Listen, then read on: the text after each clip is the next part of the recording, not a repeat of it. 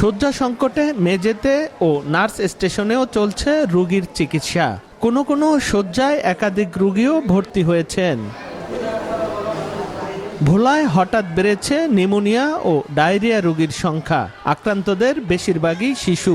গত 1 মাস ধরে জেনারেল হাসপাতালে প্রতিদিন গড়ে 1.5 শতাধিক রোগী ভর্তি হচ্ছেন। শয্যা সংকটে অনেক রোগীকে মেঝেতে নিতে হচ্ছে চিকিৎসা।